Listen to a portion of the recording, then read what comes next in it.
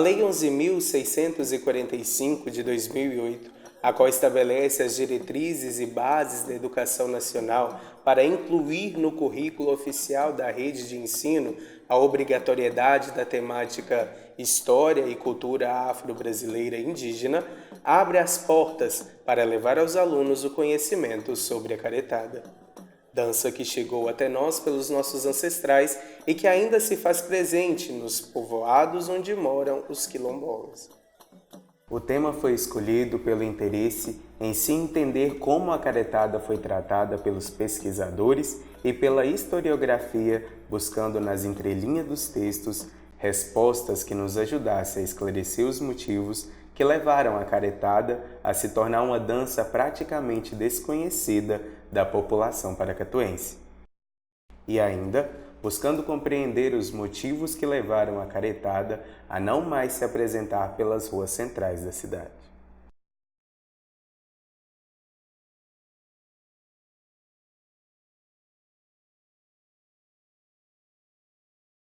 De acordo com vários escritores, a Vila do Príncipe, que posteriormente se transformou na cidade de Paracatu, tem origem no século XVI. Era habitada por indígenas e teria sido descoberta por tropeiros que vinham da vila de São Paulo.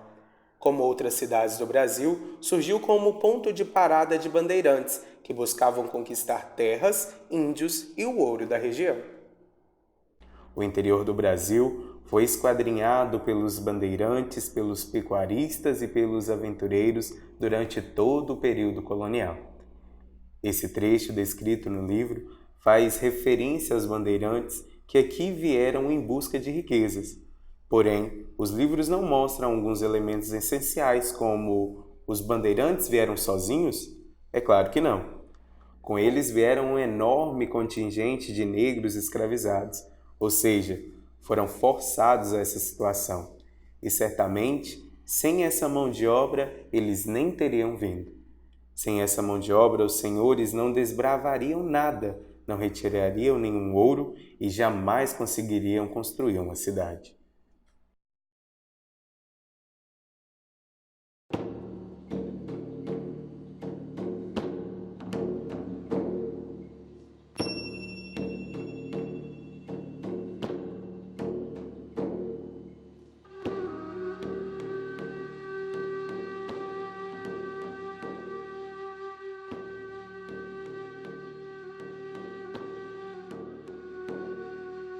Será que existe diferença entre dizer negro escravo e negro escravizado?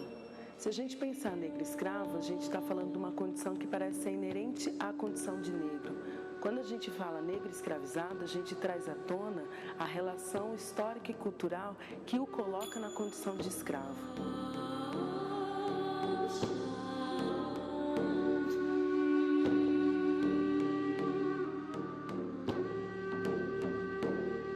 Quando a gente fala em África, a gente não pode esquecer que a gente está falando de um continente. Dentro dele existem inúmeros povos de diferentes línguas, com diferentes costumes, com diferentes formas de pensar o mundo.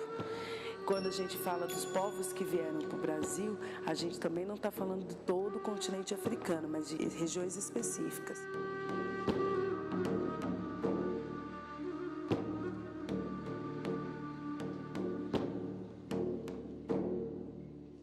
É importante pensar que a escolha dos africanos a serem escravizados nunca foi aleatória.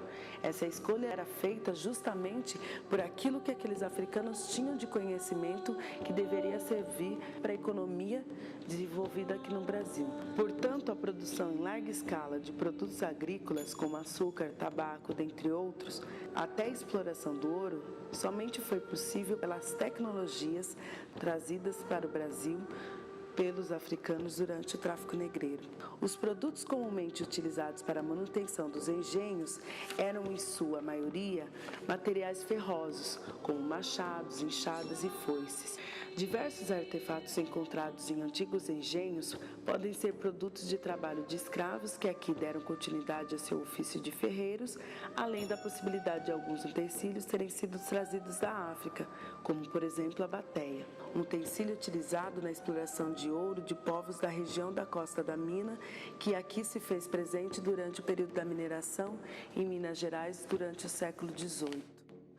Porém, não somente para as atividades ligadas à metalurgia ou à agricultura, a mão de obra escrava era utilizada, mas também em grandes centros urbanos na condição de escravos de ganho ou de aluguel. Escravo de ganho somente existia nos centros urbanos e o próprio escravo oferecia seus serviços pelas ruas e no comércio da cidade, em troca de um pagamento frequentemente chamado de jornal.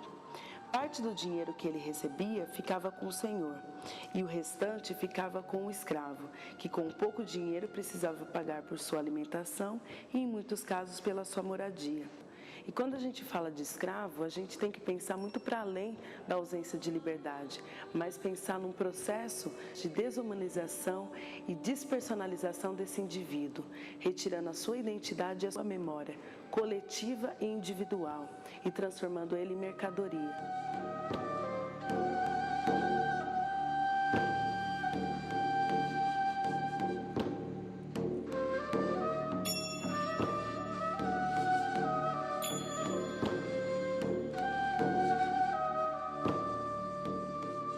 De acordo com o livro Paracatu do Príncipe, Minha Terra, de Oliveira Melo, no ano de 1800, procedeu-se a um recenseamento geral na vila. A sede contava com um total de 2.937 almas, assim distribuídas: 266 brancos, 1.206 mulatos livres, 25 mulatos cativos, 824 pretos livres e 796 pretos cativos. Como podemos ver, a história oficial de Paracatu foi escrita sobre a ótica dos vencedores e não honra em nenhum momento a relevante participação dos escravizados que vieram para a região das Minas juntamente com os brancos. Ao chegar na região das Minas, os africanos foram inseridos como seres sem passado e tiveram a sua condição humana negada. Os escravos são as mãos e os pés do senhor do engenho, porque sem eles não é possível fazer, conservar e aumentar a fazenda, nem ter engenho corrente.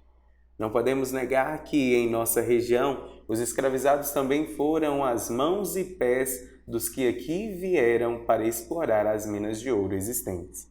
Eram eles que, quando aqui chegaram, realizavam todo tipo de tarefa, das mais simples às mais complexas.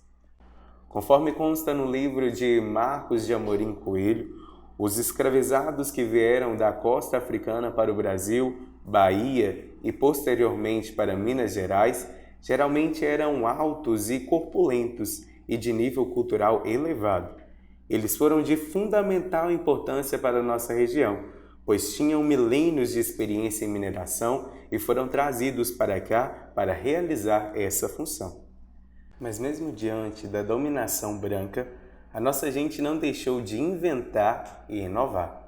A questão é que esta genialidade foi omitida e, consequentemente, não divulgada como deveria ser. Precisamos superar a narrativa eurocêntrica dos brancos que aqui chegaram anunciando seus feitos através de uma visão unilateral e buscar enaltecer e valorizar a participação dos reais construtores de todo o patrimônio da cidade. Os negros e pardos, aqueles que de fato construíram a cidade com seus saberes, sua força, com seu sangue e suor.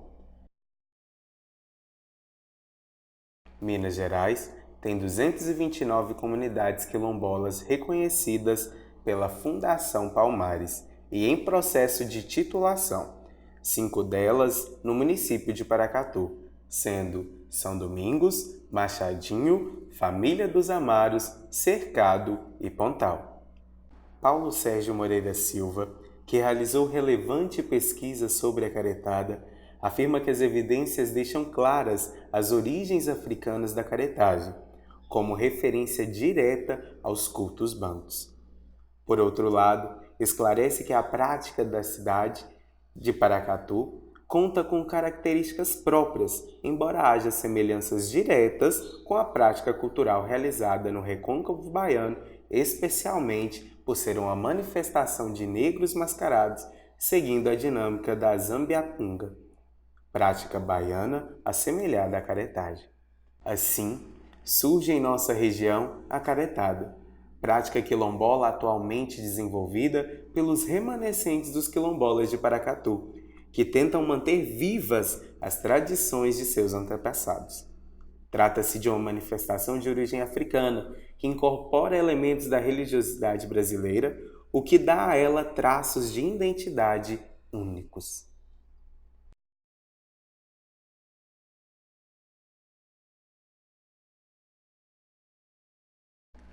A caretada é uma das características mais marcantes da cultura imaterial de Paracatu. Está relacionada com uma tradição que remonta do período colonial, relacionada à contribuição da cultura negra na cidade. A cultura é o patrimônio popular.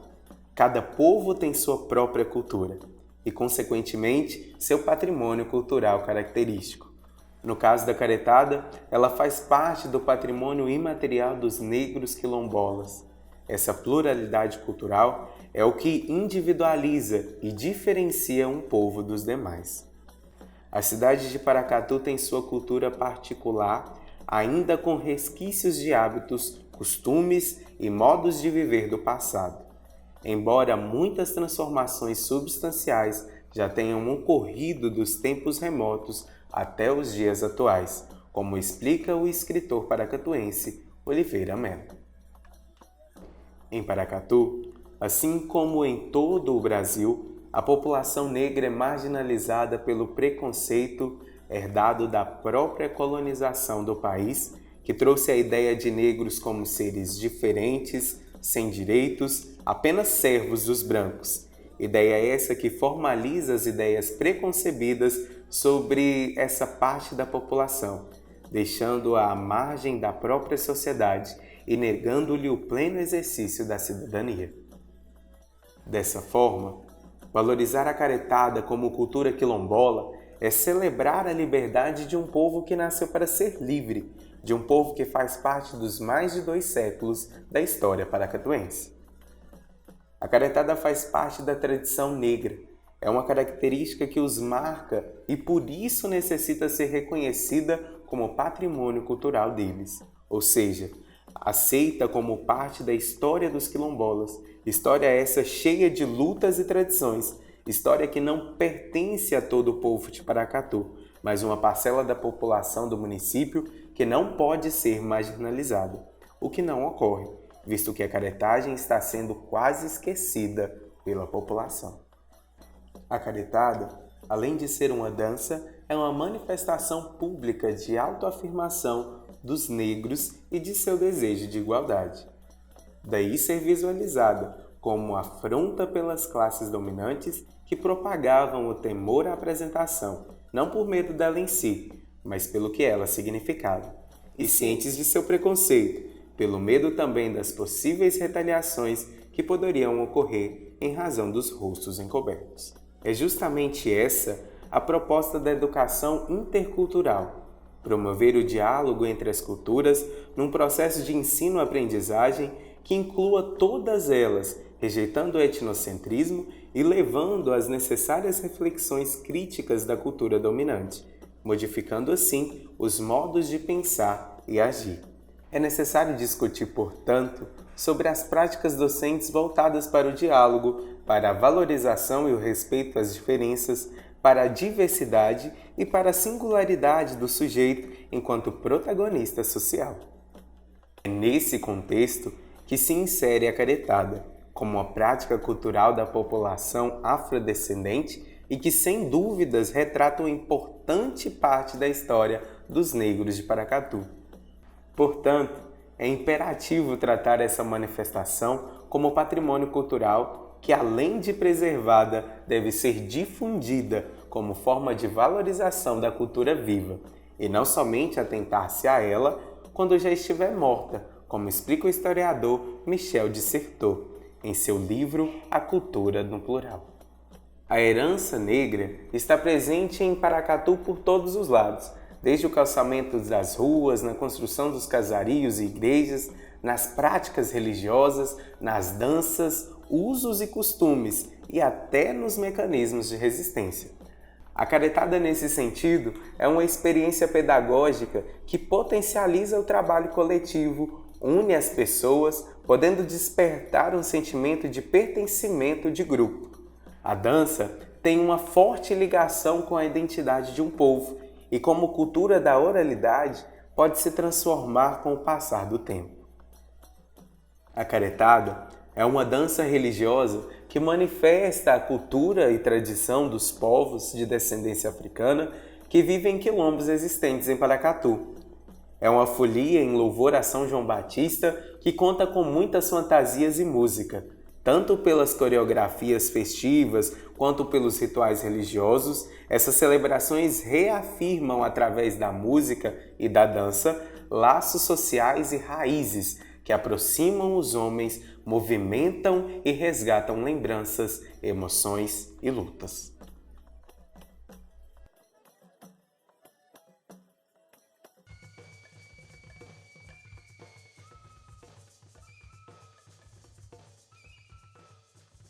A caretada em Paracatu acontece nos povoados da Lagoa de Santo Antônio, no São Domingos e no povoado de São Sebastião. No bairro Alto do Açude, ainda existe um grupo formado por moradores que se apresentam para a comunidade. É uma típica expressão dos afro-brasileiros do Noroeste Mineiro.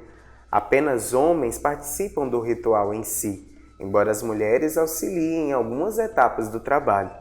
Durante a apresentação da caretada, os homens transvestem com máscaras, fitas e roupas coloridas e saem cantando e dançando pelas ruas dos bairros Alto do Açude, Nossa Senhora de Fátima, Novo Horizonte e pelos povoados da Lagoa, São Domingos e São Sebastião, durante 24 horas ininterruptas em virtude a São João, do dia 23 para o dia 24 de junho.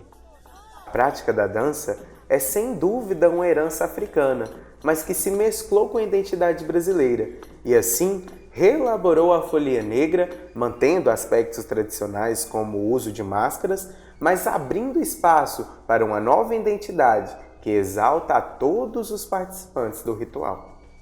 Paulo Sérgio explica que, apesar da caretagem ter semelhanças com a zabiapunga baiana, por usarem máscaras, chapéus e roupas enfeitadas com fitas coloridas, e ter só participação de homens, existem também algumas diferenças. A caretagem tem suas peculiaridades que a tornam única, como, por exemplo, a nossa festa em honra a São João Batista.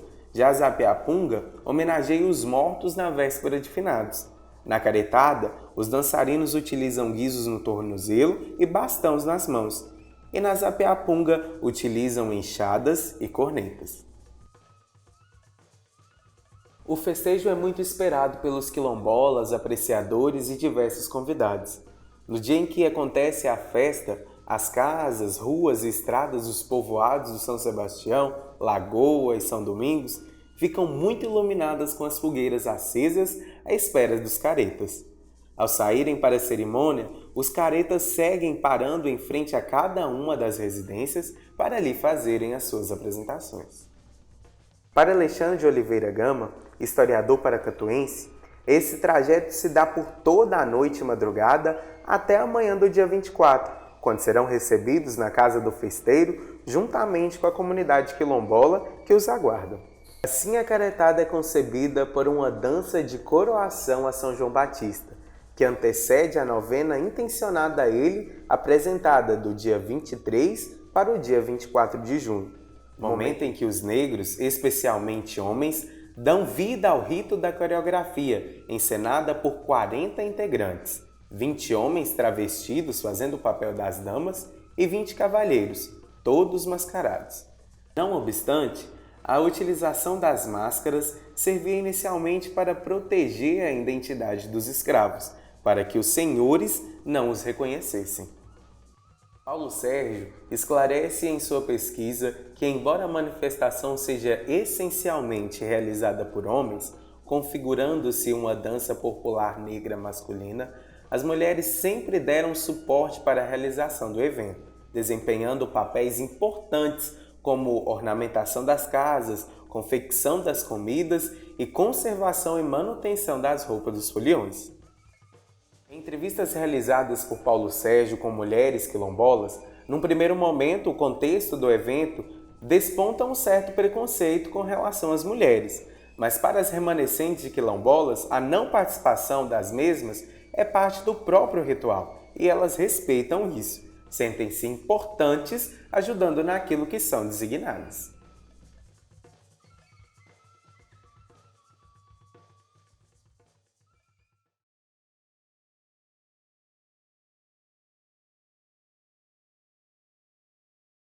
Não podemos negar que a existência da caretada está centrada principalmente na religiosidade de seus participantes, pois a dança, a música peculiar e a folia acontecem justamente para louvar São João Batista. Lembrando que os colonizadores, além de escravizar os africanos, ainda tentaram impor a religião católica aos mesmos. E no esforço de manter sua fé, o africano simplesmente procurou acomodar-se à situação.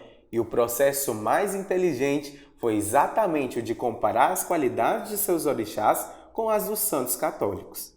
Com isso, surgiu o sincretismo religioso, onde cada santo católico passou a fazer referência a uma divindade africana. Atualmente, os descendentes de escravizados afirmam que, para eles, São João é o próprio Xangô, isto é, os santos são para eles a própria entidade. Wilson Caetano, estudioso de temas afro-brasileiros, explica que desde cedo africanos e seus descendentes expostos à escravidão, ao se depararem com universos simbólicos diversos, ao invés de fecharem-se, foram capazes de abrir uma série de diálogos, pois sabiam que disso dependia a manutenção de suas religiões tradicionais. Para a população dos povoados, os dias festivos representam importantes momentos de socialização e também de compartilhamento de valores populares. E mesmo que a população de Paracatu, em sua maioria, negue suas origens e não se identifique como descendentes dos africanos, os diversos grupos quilombolas da cidade, através da prática da caretada, nutrem sentimentos de pertencimento e compartilhamento das tradições, rituais e lutas. Meu pai São João Batista, ele é Xangô, Senhor do meu destino até o fim. Meu pai São